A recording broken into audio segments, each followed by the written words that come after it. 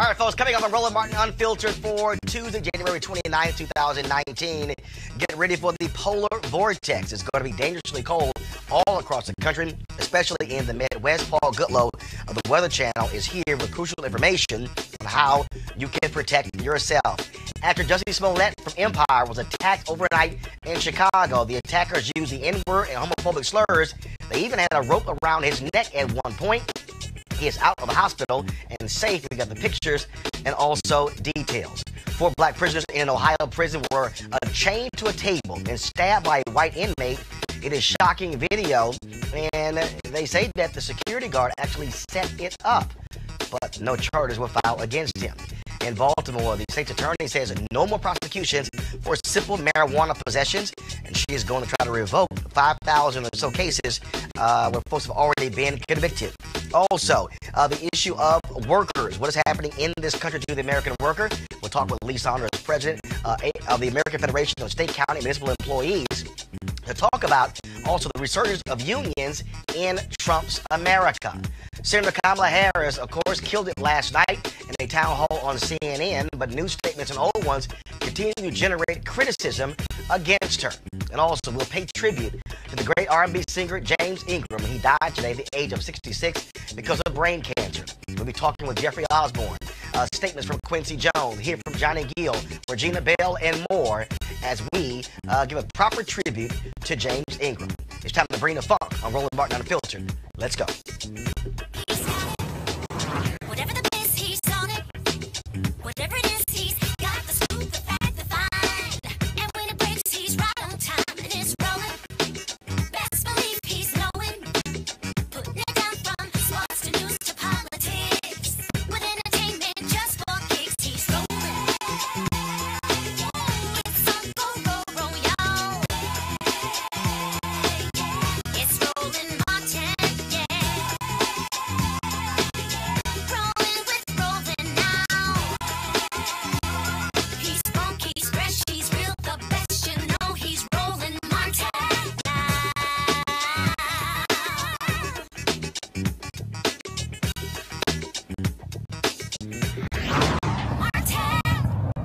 All right, folks, it is absolutely cold all across this country as a result of this polar vortex. In Chicago, it is going to be colder tomorrow than in Antarctica.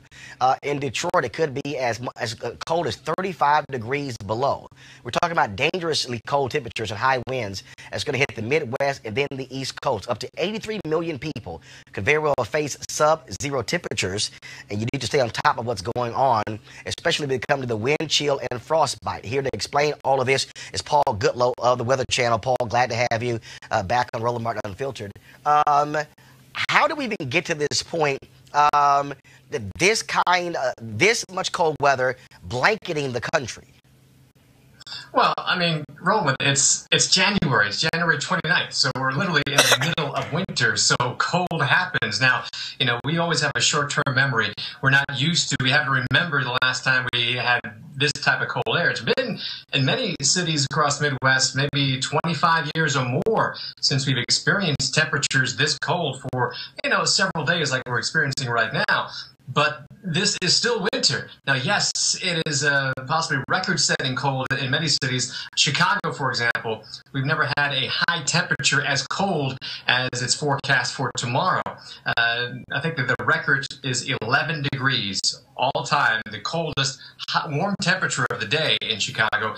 And we could see daytime temperatures around 15, 14 degrees below zero for a high temperature. Yeah, that is definitely remarkable, and temperatures we haven't seen since really the mid-90s in many locations. So it's cold, and yes, winter still happens, even though we are changing our climate. There is global warming. There's no belief. It is a fact. It is real. But weather is day to day. It's, a couple of days at a stretch. Yes, we can still have cold air and still have global warming, and this is basically old school winter back here across the U.S. And we talk about that. I mean, Detroit, we're hearing reports of minus 35 below as well. Explain to people what that means in terms of them going outside, the need to cover up, the idea of frostbite, things along those lines. Well, the good news is a lot of schools are closed. Chicago schools are closed for tomorrow. Could even be closed on Thursday, too, because the cold air lingers into Thursday. Same thing in Detroit. Public schools are closed there. And that's a good thing, because with just a wind at, 5, 10 miles an hour, maybe even 15, that you might not even, really remark on a typical day. When you have air temperatures this cold, you have something called a wind chill. So the air will take this small amount of warm air, which is kind of trapped close to our body, and evaporate it, which means our body now works harder to stay warm. That's the wind chill. And wind chills, when you have air temperatures in the single digits below zero or the teens below zero, with a light wind like that, it can make your body feel like it's out in minus 40, minus 50, even minus 60-degree wind chills. We've already had those today across parts of Minnesota, North Dakota, South Dakota, even in Wisconsin. So we've already had these very mind-numbing, even deadly wind chills out there, and it can give you frostbite in the matter of maybe 5 to 10 minutes if you don't have covering on your skin, or you minimize your impact. You don't minimize your impact with the elements, with the wind, the tips of your nose, your ears, and I don't care whether you're white or black or yellow, Puerto Rican or Haitian. You are not immune to this. If you spend time outdoors, you will feel this. It literally takes your breath away and could definitely harm those of us on the extremes. We're talking about the infirmed, the young, the elderly. All these people are more susceptible to succumbing to winter-related illnesses, including frostbite and frostnip and possibly even hypothermia. Got to keep an eye on the little ones as well, because sometimes they want to be out there playing and not realizing that their body is screaming for some type of attention and warmth. So this is the type of weather that can literally have life-changing impacts on your body as little as 10 minutes out there. We're not trying to overhype this. I mean, this is some dangerous weather. Last question for you. How long is this going to last? 1 or 2 days or through the weekend? It'll last, well, it's winter, so we have about 5.5 more weeks to go, about 50 days until spring. But this latest blast of cold air will last really through Thursday. As we head towards Friday, we start moderating the temperatures. Now, again, we're not getting back to T-shirt weather, but we're getting out of the 30 degrees below average type weather. It's still going to be cold. Chicago, Detroit, maybe even having some quick snow showers as we head on towards the weekend, but not this brutally, I can't stand outside more than 5 or 10 minutes without getting frostbite type weather. That will kind of ease a bit as we head on towards the end of the week. But remember, we're still in January. We still have all of February to get through. And I know the Northeast knows from last year, even in March, they had about, 4 nor'easters in about a 5-week span. So we're still not done in terms of winter weather at all. But this latest blast of Arctic air is basically coming for many cities in the climatologically coldest part of the year. So this is remarkable, but not unheard of in terms of weather that we've experienced here in the U.S. It's just that we haven't experienced it in quite some time. And you know, we always have a short-term memory, but we've had cold air like this before. It's just been, if you got kids who are teenagers, they've never experienced this. And I know, I think about 6 or 7 years ago, another big blast came through here, and that's the type of weather we hadn't seen in maybe 30 years. So, it's just not as frequent as it used to be. But as you know, Roland, because we're about the same age, this is an old school winter across the Midwest and the Great Lakes. All right, Paul Goodlow, Weather Channel. I appreciate it, man. Thanks a lot. Sure thing.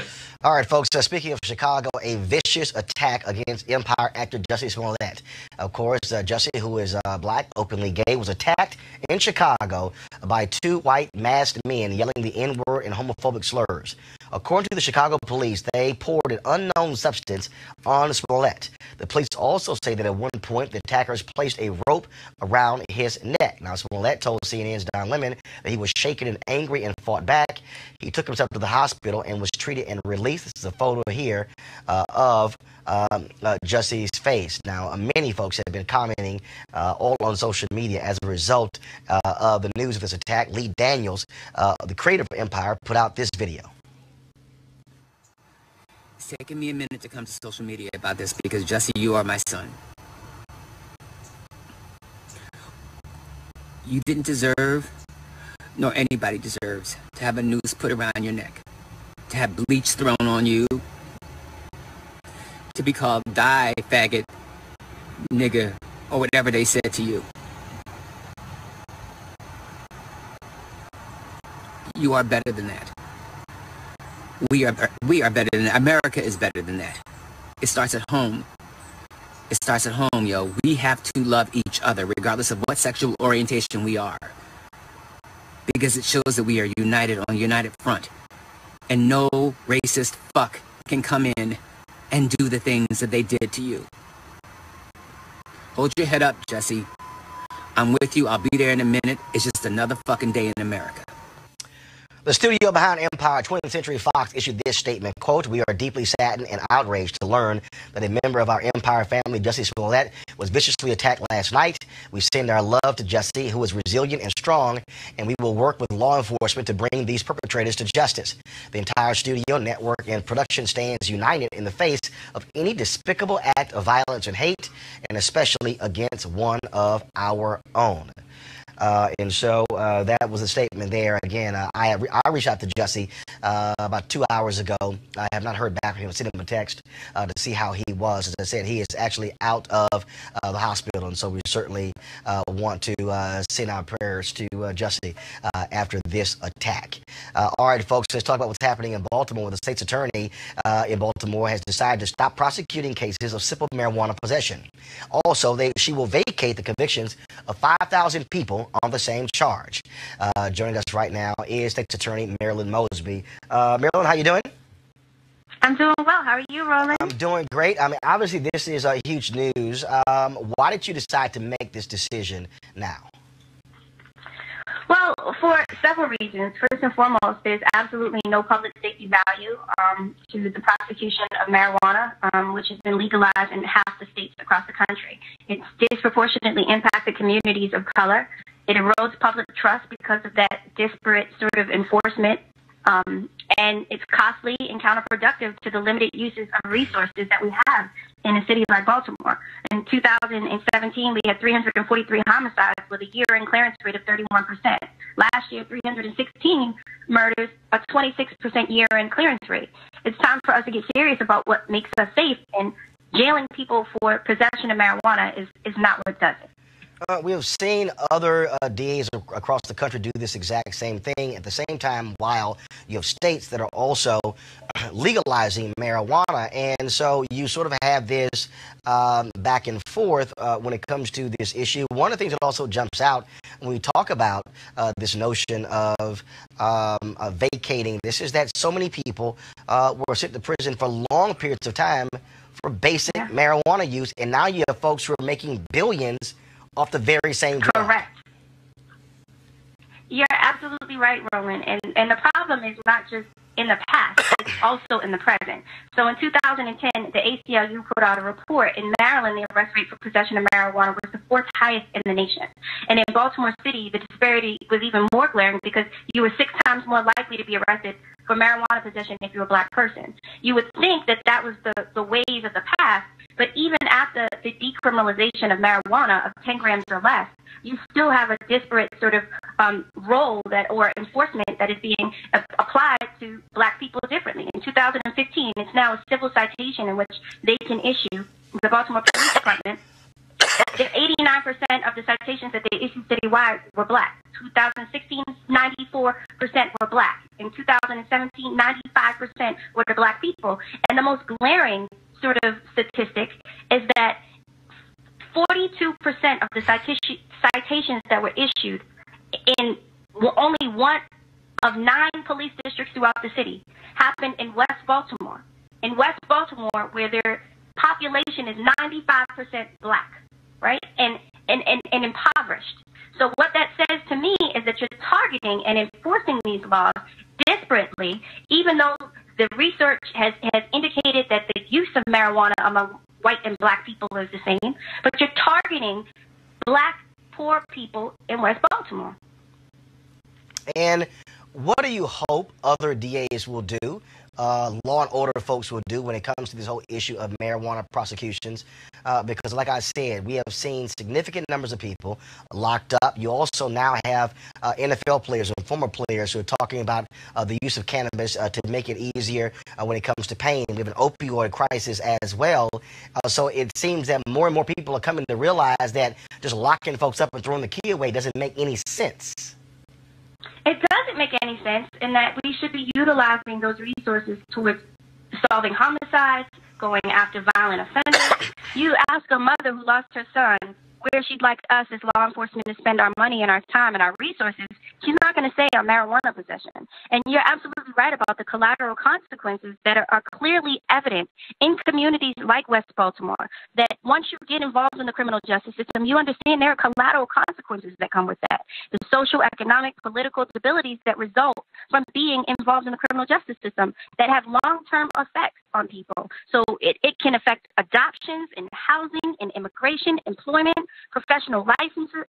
It's just a number of collateral consequences that come with focusing our time and our attention on marijuana possession. All right then, Marilyn Mosby, we certainly appreciate it. Thanks so very much for joining us. No, thank you for having me, Roland. All right, thanks a bunch, folks. Being in prison is pretty bad. Being attacked by another inmate is not so great. How about being chained to a table and attacked by another inmate with a knife is a whole different ordeal. This is what happened to Shamik Pugh and 3 other black inmates at the Southern Ohio Correctional Facility in Lucasville, Ohio, one of the state's most secure prisons. This video is from June 2017, was first obtained by the Associated Press under a Freedom of Information request. It is certainly shocking. You see what is happening here. Go back to the video, please. So what you have here is, again, 4 inmates chained to a table by a security guard. One of the inmates is being stabbed. That particular, of course, and the officer who did this was not prosecuted as a result of this decision. And so that makes no sense whatsoever. That this case, though, continues to be investigated now that video has been released. All right, folks, going to a break right now. When we come back, we'll talk with Lee Saunders, talking about the resurgence of unions in America in the age of Trump. Next on Roland Martin Unfiltered.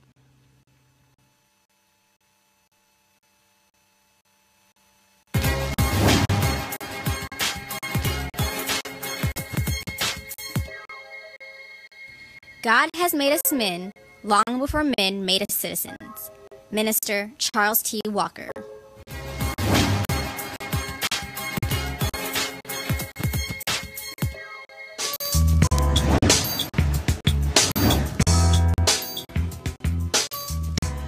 All right, folks, today's HBCU Giving Day. Our university of the day is Gaston State Community College, located in Gaston, Alabama. Founded in 1925. Of course, if you want to support Gaston, go to gastonstate.edu. That's GADSDEN state.edu to support Gaston State. And, of course, we want you to also support your choice, any particular HBCU that you are, where you're located in your city, in your state, because we know they are critically important. Also, guys, want to give an update here on Bennett College. Of course, they have until Friday to raise about $5 million in order to meet with related to their accreditation. They had to raise that amount of money. And so earlier I saw a tweet I'm going to pull up in a second where the Bennett folks said that they are about 38% away from their goal. So about 62% of the money has been raised thus far. And so one of the things, if you want to text to give, and so here he is. We're going to go to my iPad, Henry. So you see the address here where you can actually give. You can text to give by texting BELLS, BELLES, to 444-999, 444-999. That's text BELLS, BELLES. And you can also use Cash App, and so it's the $ stand with Bennett. $ stand with Bennett. And again, they have until Friday to raise the additional money. The total amount is $5 million they'd have to raise, and so we certainly will keep giving you updates on what's happening with Bennett College. All right, folks. When it comes to workers in America, we have seen Donald Trump and his administration tout low unemployment numbers. But at the same time, if you look at what happened with the tax cut that was given, they talked about how that was going to somehow lead to massive reconstruction, give back to employees. Well, none of that stuff happened. And so what is actually happening now? More and more people are also seeing the value and the benefits of unions. Joining us right now is Lee Saunders. He's the president of the American Federation of State, County, Municipal Employees. They also, of course, the union has 1.6 million members, and they also are a partner here of Roland Martin Unfiltered, and we certainly appreciate their support. Lee, glad to have you back. Glad to be. We have seen for the last 20 years a steady decrease in terms of union members. Now, all of a sudden, last 2 years of Donald Trump, people are going, wait a minute, the purpose of unions when it comes to collective bargaining, makes sense. On the media side, a number of digital sites began to align themselves with various unions when it came to negotiating. BuzzFeed just laid off 15% of their workforce, and for the longest, their company has said, "Hey, we don't need that." Now employers are saying, "No, maybe we need collective bargaining." What happened here, where Americans stop demonizing unions and begin to realize their value? I think that you're seeing a new activism among all workers, whether they're in unions or not in unions. The most recent Gallup poll showed that 62% of the American public believes that unions play a vital role in today's society, that you need that checks and balances against the corporations and those who have a lot of money, have a lot of power, have a lot of wealth, and trying to gain more power and wealth at the expense of working people. So working people are coming together and saying enough is enough. And they're organizing more. We are growing as far as the union is concerned. Since 2016, we've gained 22,000 new members under the vicious attacks that have taken place over the past number of years. The same thing is happening with other unions across the country.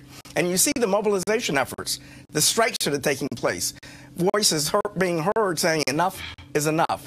The educator strikes in the reddest of states where teachers are going on strike, not just for better wages and benefits, but for the common good, to support public education, to support smaller size classrooms, to include children in their demands. And you see all of this activity occurring, and there is a sense that people are saying enough is enough, and we're willing to make our voices heard. You talk about those strikes, and now you have some state legislators who literally want to outlaw teachers from striking.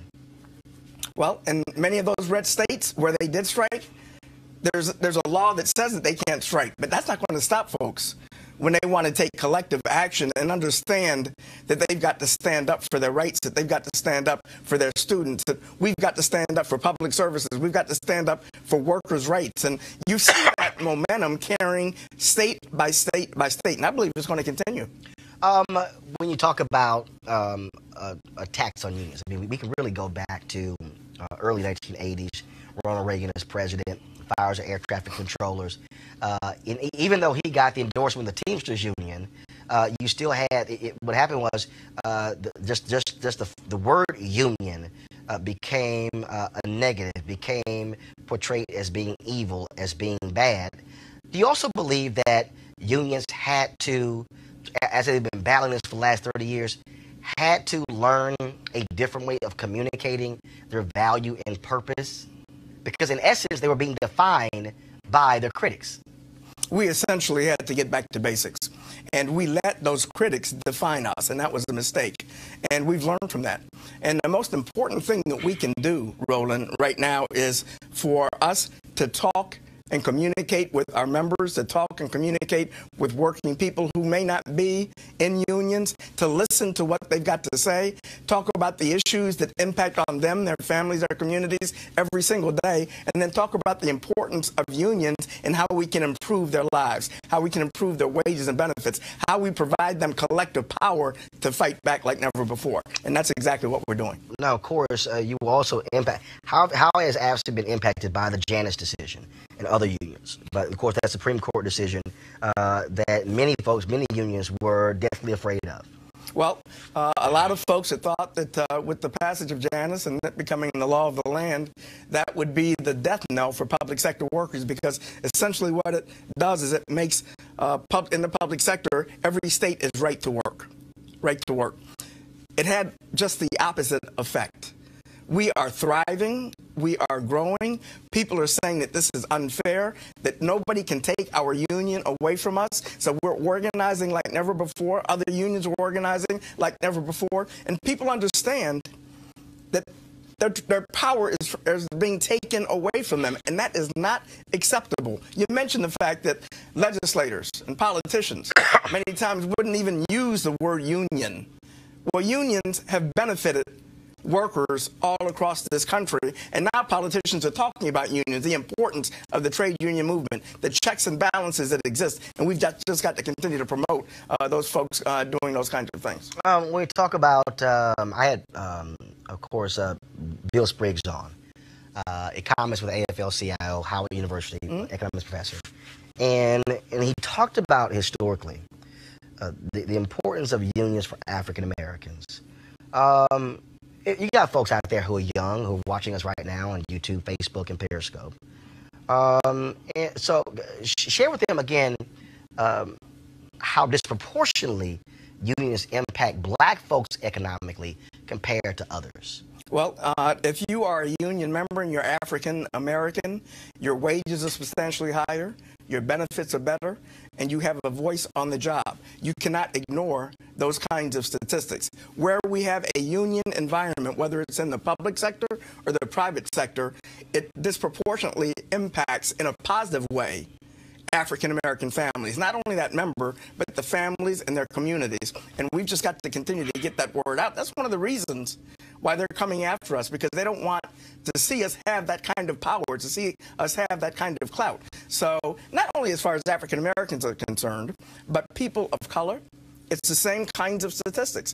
And so what we've got to do is continue to promote the importance of the union movement, what collective action can do to benefit working families, to benefit workers, to benefit their communities. And that's why you see this surge of momentum saying enough is enough. We need protections, we need a union, and we're going to make our voices heard and fight back. All right, Lee Saunders, we really appreciate it, man. Thanks a lot. Appreciate it, brother. All right, I got these out. I'm hit you with the fist pound, so I don't want you to catch anything. I appreciate it. Thanks a bunch. All right, folks.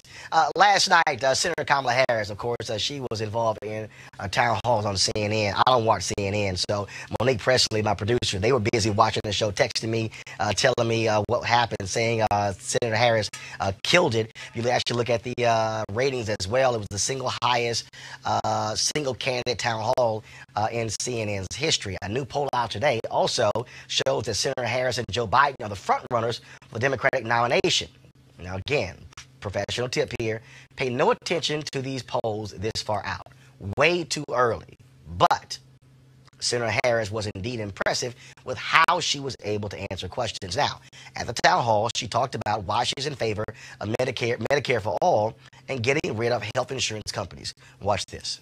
And what we know is that to live in a civil society, to be true to the ideals and the spirit of who we say we are as a country, we have to appreciate and understand that access to health care it should not be thought of as a privilege. It should be understood to be a right. It should be understood to be something that all people should be entitled to so that they can live a productive life, so they can have dignity. And having a system that makes a difference in terms of who receives what based on your income is unconscionable, it is cruel, and in many situations that I have witnessed, inhumane. All right, folks, and so there's still lots of questions for Senator Harris with regards to her record when it comes to criminal justice, and those questions, of course, will be asked in the future. Now, here's what's interesting. Calls for Medicare for all from Senator Harris. Senator Elizabeth Warren called for a wealth tax on people with net worth of over $50 million, and Congresswoman Alexandria Ocasio-Cortez's call for a 70% tax on the very rich. They've spooked the billionaires. One of them is Starbucks founder Howard Schultz. Now, he is making noise about running for president as an independent, and he was asked about Medicare for all on CBS this morning. Well, you just played Senator Harris as saying she wants to abolish the insurance industry. That's not correct. That's not American. What's next? What industry are we going to abolish next? The coffee industry? Okay, so here's the piece, okay? So Schultz also called the 70% marginal tax rate for the very rich that proposed by Congresswoman Ocasio-Cortez, he calls that un-American.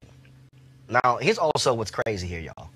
So Howard Schultz, who's actually a Democrat, the reason he said he is considering running as an independent is because of Congressman Ocasio-Cortez's 70% tax rate. Marginal tax rate. So let me just get this straight. Howard Schultz, a billionaire, says he's afraid to run as a Democrat because of one woman, a freshman member of Congress. He's literally afraid to run because she is proposing this? Okay, let me help y'all out. Congresswoman Ocasio-Cortez has suggested this in interviews. There is no bill. The House Democrats are not literally considering a bill to change the tax rate.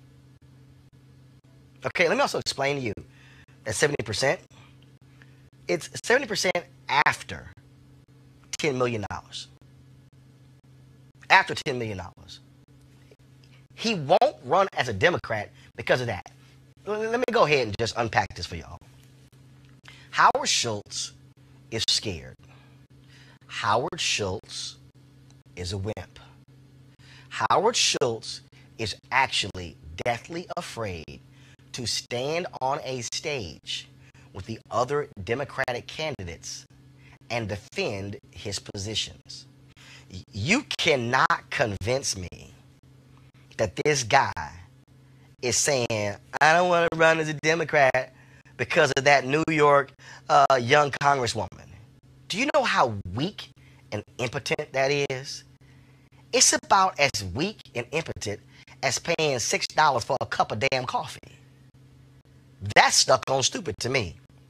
Mind you, I have never in my life bought a Starbucks coffee. But to say you're scared to run as a Democrat because of one woman is weak. No. Here's the real deal. Billionaires like Howard Schultz don't like being questioned. I'll go ahead and put it right now. I know he's hired Steve Smith, who of course ran John McCain's campaign in 2008. I know he's hired Bill Burton, who worked on Obama's campaign in 2008 and 2012, but who's also a joke. Howard Schultz is not going to run as an independent. This is a vanity deal. This is the guy who has a book out right now who wants to sell some copies of a book. But if you actually want to run for president, have the guts to stand on a stage with the other candidates. Have the guts to travel around the country and go ask voters for their vote and travel and have these various discussions. But don't sit here and try to fool us and act as if you somehow are just so offended, so scared, just so, oh my goodness, how dare she make this proposal to tax us?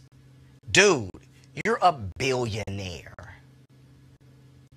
A billionaire. And you don't like being questioned. That's the real deal right there. So if y'all want to sit here and listen to Howard Schultz, that's fine.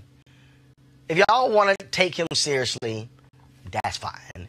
And he's doing interviews all over the place, The View and CBS, and he's going to be on Morning Joe tomorrow, all these places. But Howard Schultz, really? Really? You're scared of one congresswoman from the Bronx? Dude, that's weak. And that's sorry. It really is. All right, folks, going to a break right now. We come back and we're going to actually talk about Kamala Harris. Last night we told you everyone running for president was going to be looked at very carefully, and already the Young Turks are reporting that Howard Schultz gave less than 1% of his fortune to charity. Boy, such a big giver. Now, Senator Kamala Harris is also being called out on her actions as San Francisco District Attorney, and critics are pointing to this clip from January of 2009. I would not be standing here were it not for the education I received. And I know many of us will say the same thing. And I believe a child going without an education is tantamount to a crime. So I decided I was going to start prosecuting parents for truancy. Well, this was a little controversial in San Francisco. And frankly, my staff went bananas. They were very concerned because we didn't know at the time whether I was going to have an opponent in my re-election race. But I said, look, I'm done. This is a serious issue, and I've got a little political capital, and I'm going to spend some of it. And this is what we did. We recognized that in that initiative, as a prosecutor and law enforcement, I have a huge stick. The school district has got a carrot. Let's work in tandem around our collective objective and goal, which is to get those kids in school. So, to that end, on my letterhead, now let me tell you something about my letterhead. When you're the DA of a major city in this country, usually the job comes with a badge. And there is often an artistic rendering of said badge on your stationery. So, I sent a letter out on my letterhead to every parent in the school district, outlining the connection that was statistically proven between elementary school truancy, high school dropouts, who will become a victim of crime, and who will become a perpetrator of crime. We sent it out to everyone. A friend of mine actually called me and he said, Kamala, my wife got the letter. She freaked out. She brought all the kids into the living room, held up the letter, said, if you don't go to school, Kamala's going to put you and me in jail. Yes, we achieved intended effect. So one of the issues that we'll, of course, be talking about is the idea of using a prosecutor using the threat of jail to deal with truancy. Is that the proper thing to do in this country? And so, again, that's just one of the issues that we'll be talking about as we continue to cover the campaign of Senator Kamala Harris and the other Democrats who are running for president in 2020. All right, folks, got to go to a break right now. When we come back, we're going to pay tribute to one of the legends of R&B music, James Ingram, who passed away today at the age of 66 from brain cancer. We'll be back on Roland Martin Unfiltered in just a moment. Hey everybody, this is Sherry Shepherd. You're watching Roland Martin Unfiltered, and while he's doing Unfiltered, I'm practicing the wobble. So I am. Because Roland Martin's the one, he will do it backwards, he will do it on the side. He messes everybody up when he gets into the wobble, because he doesn't know how to do it, so he does it backwards. And it messes me up every single time. So I'm working on it. I got it. You got Roland Martin. Hi, my name is Latoya Luckett, and you're watching Roland Martin Unfiltered. What's going on, everybody? It's your boy Mac Wiles, and you are watching Roland Martin Unfiltered. What's up, y'all? It's Ryan Destiny, and you're watching Roland Martin Unfiltered. What up, Lana Well, and you are watching Roland Martin Unfiltered. Roland Martin Unfiltered, youtube.com/Roland S. Martin. And subscribe to our YouTube channel. There's only one daily digital show out here that keeps it black and keep it real. It's Roland Martin Unfiltered. See that name right there? Roland Martin Unfiltered. Like, share, and subscribe to our YouTube channel. That's youtube.com/Roland S. Martin. And don't forget to turn on your notifications so when we go live, you'll know it. All right, folks, welcome back. This afternoon, many of us were shocked and saddened to hear about the death of James Ingram, the R&B legend who was 66 years old. Henry, go to my iPad. This was a tweet that was sent out at 2:23 p.m. Eastern by Debbie Allen that said, I have lost my dearest friend and creative partner, James Ingram, to the Celestial Choir. He will always be cherished, loved, and remembered for his genius, his love of family, and his humanity. I am blessed to have been so close. We will forever speak his name. And then once this was posted, folks began to, of course, comment on it. And then, of course, we saw the story. Initially, there was no cause of death given. And then later, we saw the story that said that James Ingram passed away as a result of brain cancer. Now, many folks, of course, have been tributes have been pouring in for the legendary singer Quincy Jones. We called Quincy, and Quincy wasn't doing any particular interviews, but Quincy did release this statement. He said, "Quote: There are no words to convey how much my heart aches with the news of the passing of my baby brother James Ingram. With that soulful, whiskey-sounding voice, James Ingram was simply magical. From the minute I first heard his voice on the demo tape for Just Once to 100 Ways, his classic duet with Patty Austin, How Do You Keep the Music Playing, Secret Garden, We Are the World, and all of our recordings, every beautiful note that James sang pierced your essence and comfortably made itself at home. But it was really no surprise because James was a beautiful human being with a heart the size of the moon. James Ingram was and always will be beyond compare. Rest in peace, baby brother. You will be in my heart forever." Again, that was the great Quincy Jones who released that particular statement. He also paid tribute to James Ingram on his Twitter page as well, posting a video where James Ingram actually performed at a tribute for Quincy Jones. And so, Henry, go to my iPad. This is Quincy Jones introducing James Ingram. All the love you got left, I want you to give it up right now for the singer, James Ingram. Your favorite song. Cue. Listen. James Ingram. The acronym.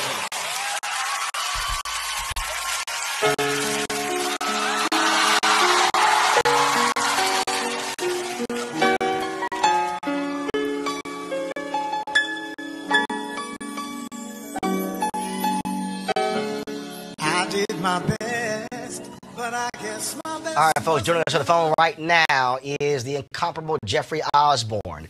Jeffrey, how you doing, brother?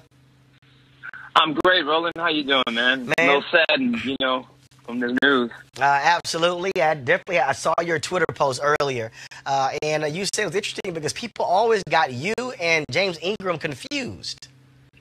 Yeah, that was rather funny, actually. Me and James did a lot of work together, going way back to, the 80s. We did some shows in Vegas together for a while, and it's funny, we'd be standing together, and people would come up and still get us mixed up. People would come up to me and say they love my song Just Once, and they'd come up to James and say, I love your song On the Wings of Love. And we'd stand there looking at each other, laughing. And James would always play it off. James would always just go with it. He'd say, yeah, James, I love you On the Wings of Love. He'd say, that was a good song, wasn't it? So we had so much fun, man. I loved him, and I'm dearly going to miss him. Wow. Well, one of the things that is also interesting, and this actually happened, Jeffrey. So I'm at Essence Music Festival. I'm in a restaurant in New Orleans.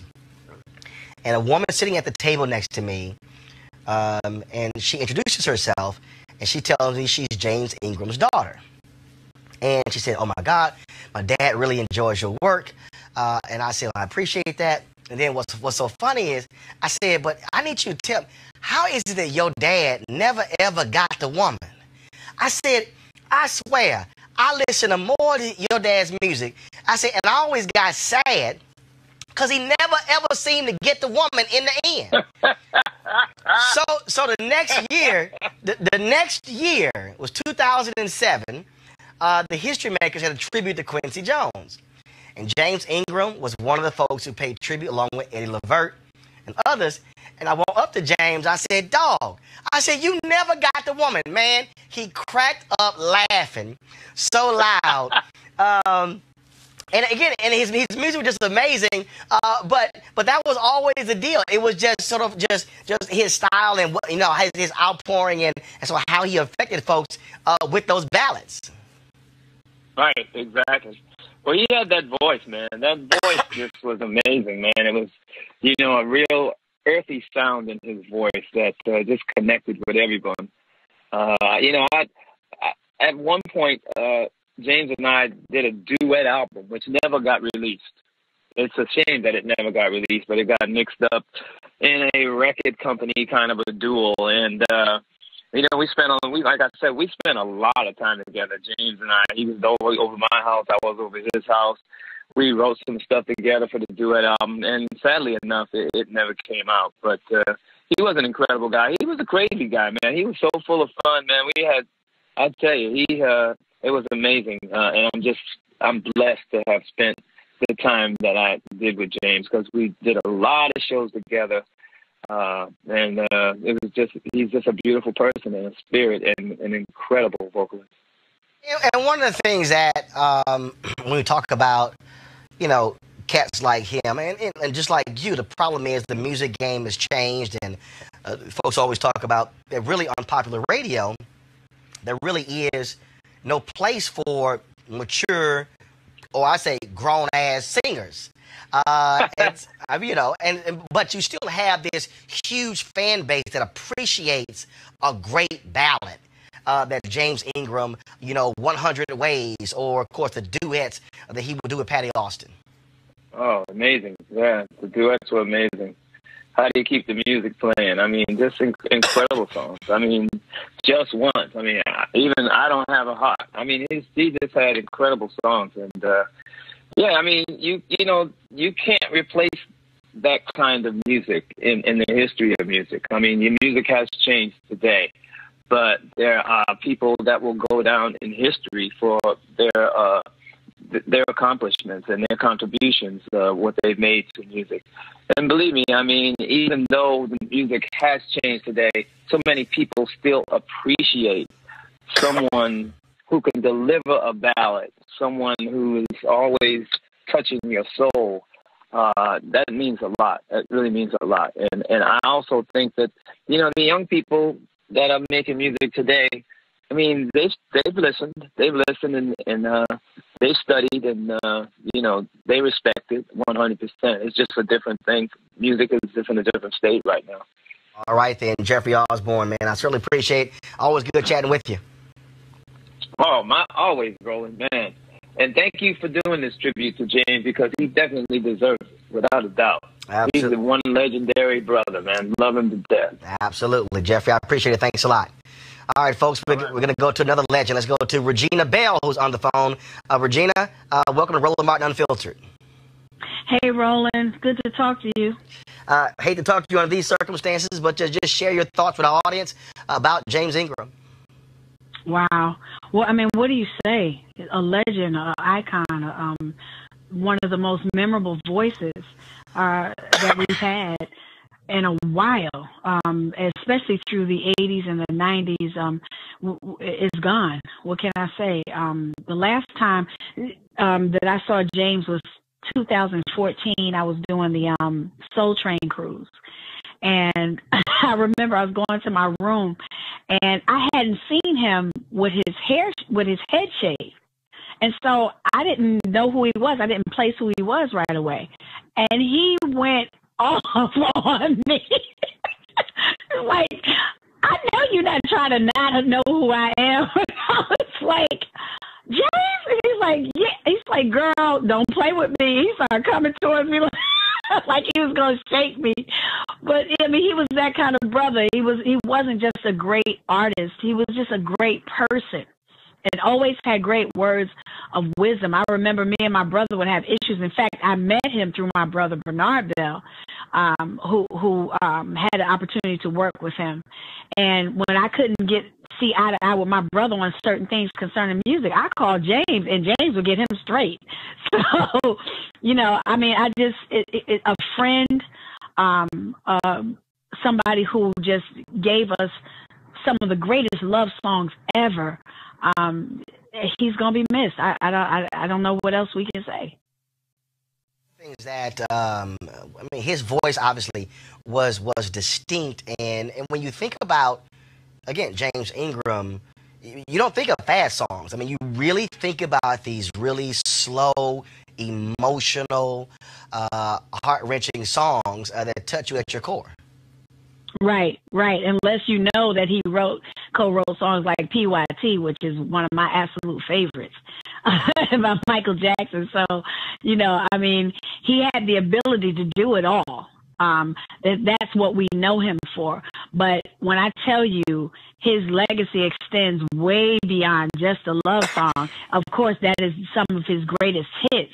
But when I tell you he could do anything, he was amazing. He was an amazing musician, not just a singer, but an amazing musician. When we think about James Ingram, you knew the battle that he was enduring. Many of us did not know that he was battling brain cancer. Last time you saw him? The last time I saw him was 2014. I saw him on a Soul Train cruise. But I would talk to different people who we both know, and they would kind of give me an update or keep me posted on how he was doing and what his state was at the time. And I was just really sad to hear because having had a brain tumor myself, and so I and I'm thankful to God that it wasn't malignant. But, you know, any turn of the cards, it could have been a different story for me, a different outcome. And so, you know, my family, my heart goes out to the family, to Debbie and all of his children and his family.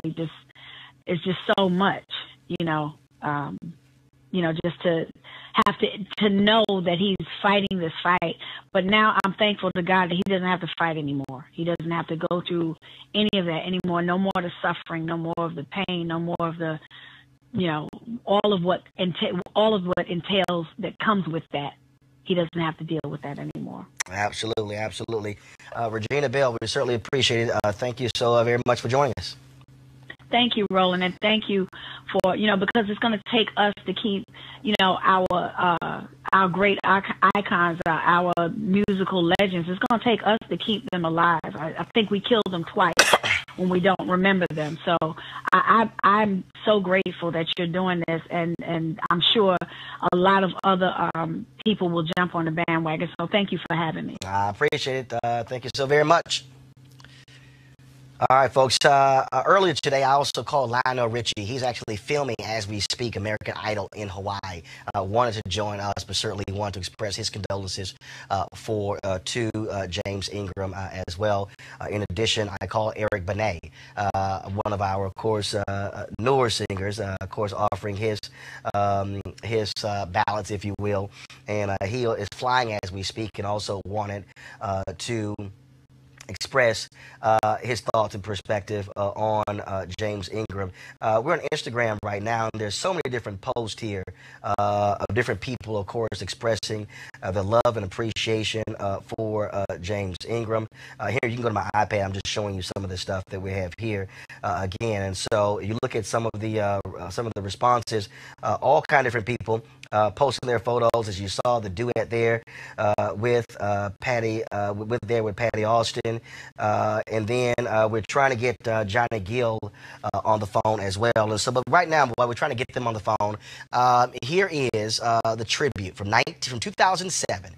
Gwen Ifill was interviewing Quincy Jones for the History Makers. That, of course, it aired on PBS. I was there at that particular event. It was an amazing, amazing night. And here is James Ingram paying a tribute to his longtime friend, the great Quincy Jones. This song started my career with Quincy Jones.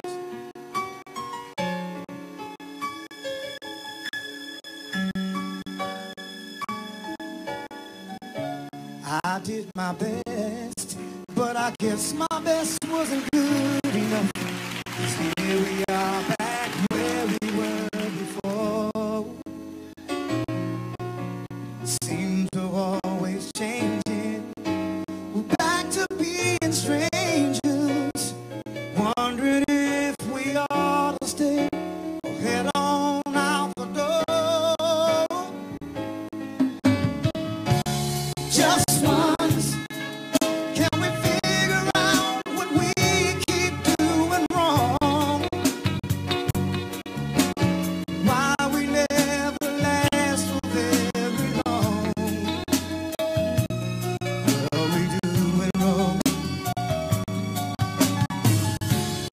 Just once, can we find a way to finally make it right? To make the magic last for more than just one night. If we could just get to it, I know we could break through it.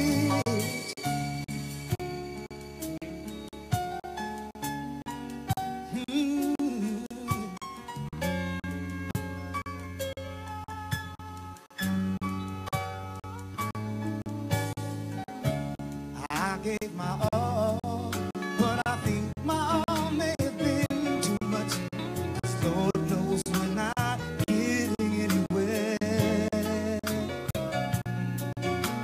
Seems we're always blowing whatever we've got going, and it seems at times with all we've got, we haven't got a prayer.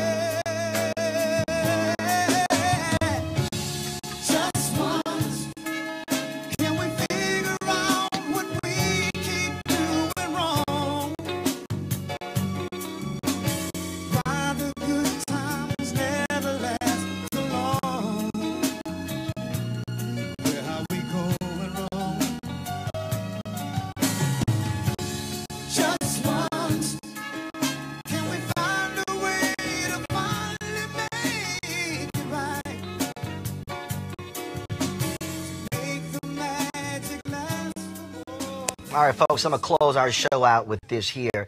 This is a statement from the Recording Academy regarding the death of James Ingram. Quote, two-time Grammy winner James Ingram was a soulful, chart-topping singer and songwriter, a 14-time Grammy nominee.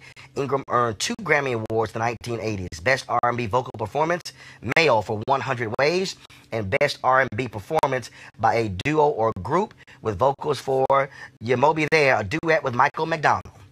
As a songwriter, he collected several hits with an impressive roster of artists, including Ray Charles, Michael Jackson, and the Pointer Sisters, among others. Ingram's rich voice and masterful songwriting has made a lasting impact on the music industry. Our thoughts go out to his loved ones during this difficult time. Neil Portnow, the president and CEO of the Recording Academy. All right, folks, that is it for Roland Martin Unfiltered. We are going to, tomorrow, I have more tributes to James Ingram. There are a number of entertainers who have actually been texting me as we've been on the air. Some folks are traveling in meetings, things along those lines, like Gerald Albright, like Eddie Levert, as Johnny Gill. And so what we will do is we will also do a second tribute to James Ingram tomorrow. And some of you may ask, why is that important? Well, again, there's a reason why this show matters, because I can tell you for mainstream America, you know, sure, when Aretha Franklin passed away, there were these massive tributes to the Queen of Soul. But for artists like James Ingram, frankly, for mainstream audiences, R&B legends, you don't necessarily get the same sort of treatment. And as Regina Bell said, we must be willing to honor our legends. We must be willing to share their stories, and that's why we do this. And so we did that, of course, previously with my News One Now show, when you had Ruby Dee passed away, when so many others passed away. And so it's important for us to reach out to these artists to get their thoughts and perspectives, whether it's Gladys Knight and others, and that's one of the things that we're doing. And so my show is called Roland Martin Unfiltered. I can make that call, and that's why we're doing it. And so tomorrow we'll continue our tributes to the great R&B legend James Ingram. We thank all of you for watching. Be sure to have a great night. Great night. You want to check out Roland Martin Unfiltered? YouTube.com/Roland S. Martin. And subscribe to our YouTube channel. There's only one daily digital show out here that keeps it black and keep it real. It's Roland Martin Unfiltered. See that name right there? Roland Martin Unfiltered. Like, share, and subscribe to our YouTube channel. That's YouTube.com/Roland S. Martin. And don't forget to turn on your notifications so when we go live, you'll know. You want to support Roland Martin Unfiltered? Be sure to join our Bring the Funk fan club. Every dollar that you give to us supports our daily digital show. There's only one daily digital show out here that keeps it black and keep it real. It's Roland Martin Unfiltered. Support the Roland Martin Unfiltered daily digital show by going to RolandMartinUnfiltered.com. Our goal is to get 20,000 of our fans contributing $50 each for the whole year. You can make this possible. RolandMartinUnfiltered.com.